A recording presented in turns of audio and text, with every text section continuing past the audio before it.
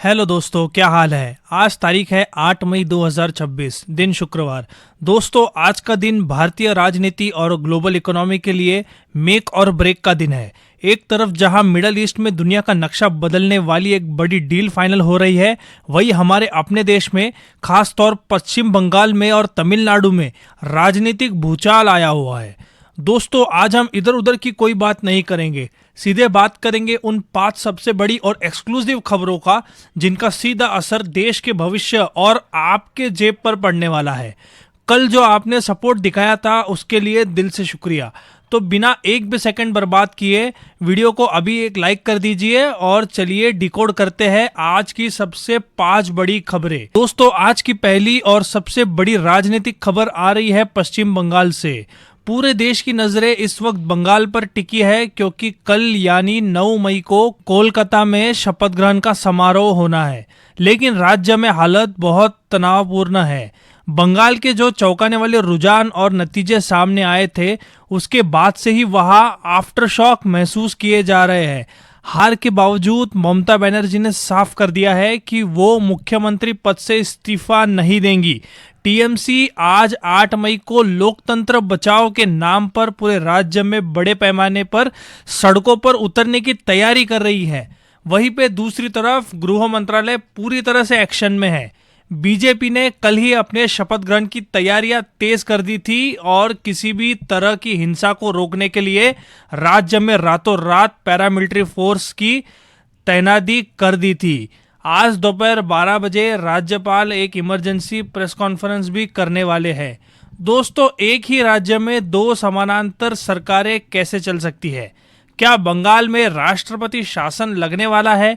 इस राजनीतिक संकट पर आपकी क्या राय है? मुझे कमेंट्स में अपना ओपिनियन जरूर बताइए, हम आपके कमेंट्स पढ़ रहे हैं। अब रुक करते हैं दूसरी बड़ी खबर का, जो अंतर्राष्ट्रीय मोर्चे से आ रही है और जिसने पूरी दुनिया को वर्ल्ड वॉर 3 के मुहाने में वापस खींच लिया है। पिछले 48 घंटों से जो अमेरिका और ईरान के बीच 14 सूत्रीय शांति समझौते की बात चल रही थी, उस पर बीती रात मुहर लग चुकी है। अमेरिका के विदेश मंत्री ने रात 2 बजे प्रोजेक्ट फ्रीडम की पहली सफलता का ऐलान किया है। ईरान ने अपने न्यूक्लियर प्रोग्राम को सीमित करने और स्ट्रेट ऑफ हार्मुज से नाकाबंदी हटाने पर आधिकारिक सहमति दे दी है। बदले में अमेरिका ने ईरान की सीज की गई अरबों डॉलर की प्रॉपर्टी रिलीज करने का प्रोसेस शुरू कर दिया है। ट्रंप प्रशासन के लिए इसे एक बड़ी कूटनीतिक जीत माना जा रहा है।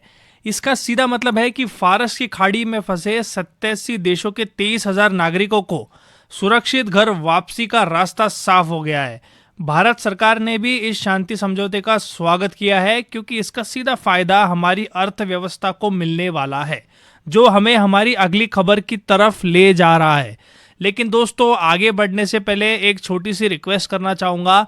आपको अगर ये वीडियो अच्छा लगता है तो आप इसे लाइक तो करिए ही और इसे अपने व्हाट्सएप पे शेयर भी करिए, ताकि आप जैसे ही अच्छे लोग सुबह सुबह आज की 5 बड़ी खबरें सुन पाए, देख पाए।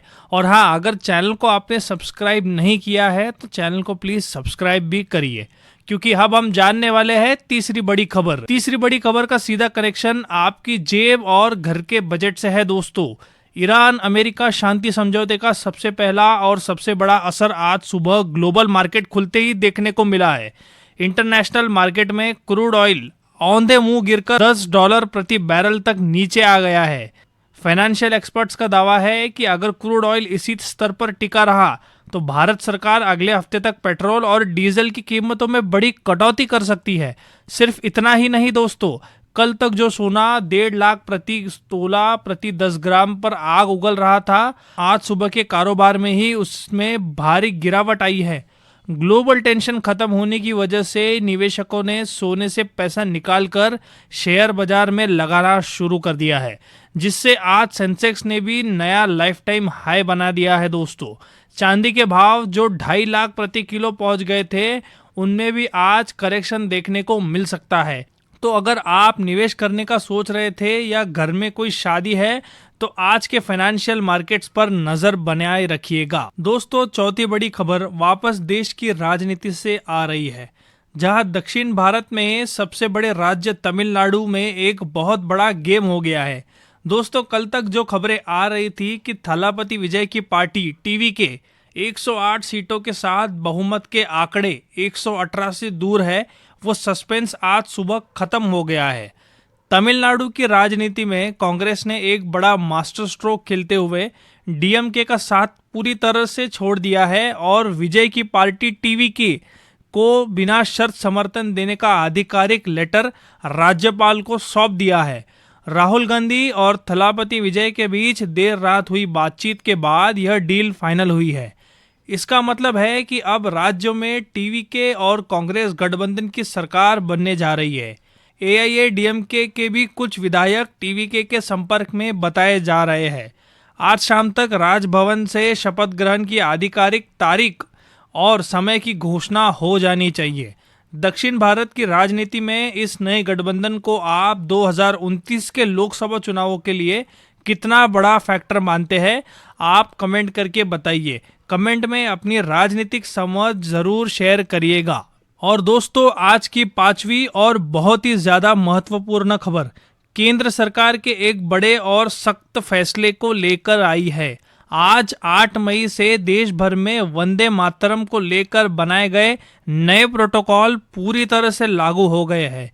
कैबिनेट से मंजूरी मिलने के बाद आज सुबह इसके लिए आधिकारिक गैजेट नोटिफिकेशन जारी कर दिया गया है। नए कानून के तहत अब वंदे मातरम को आधिकारिक तौर पर जन गण मन के बराबर यानी कि राष्ट्रगान नेशनल एंथम के बराबर का दर्जा मिल गया है। सरकारी आदेश के मुताबिक अब वंदे मातरम का अपमान करना, उसे गाने से मना करना या उसके गायन में बाधा डालना एक गंभीर कानूनी अपराध माना जाएगा। ऐसा करने वाले व्यक्ति को सीधे 3 साल तक की जेल की सजा या भारी जुर्माना या दोनों हो सकते हैं।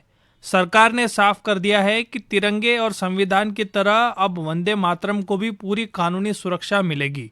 देश के सभी स्कूल, कॉलेज और सरकारी संस्थानों को आज इसके लिए सर्कुलर भेज दिया जाएगा।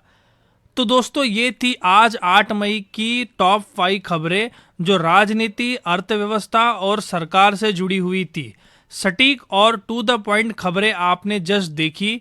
पश्चिम बंगाल में कल क्या होने वाला है, इस पर हमारी नज़र बनी हुई है और कल सुबह के वीडियो में उसका पूरा आंखों देखा हाल मैं आपके लिए लेकर आऊँगा। अगर न्यूज़ बताने का यह क्रिस्प और डॉक्यूमेंट्री स्टाइल तरीका आपको पसंद आया हो तो वीडियो को अपने व्हाट्सएप ग्रुप्स में ज़्यादा से ज़्यादा शेयर करिएगा। अगर आप चैनल पर नए हैं तुरंत सब्सक्राइब करें और बेल आइकन दबाएं ताकि देश दुनिया की असली और ज़रूरी खबरें सबसे पहले आप तक पहुँचे। आप इनमें से किस खबर को देश के लिए सबसे ज़्यादा अहम मानते हैं, आप ये कमेंट करके ज़रूर बताएं। मिलते हैं कल सुबह एक नए अपडेट में। तब तक के लिए अपना और अपने परिवार का ख्याल रखिएगा। जय हिंद, वंदे मातरम।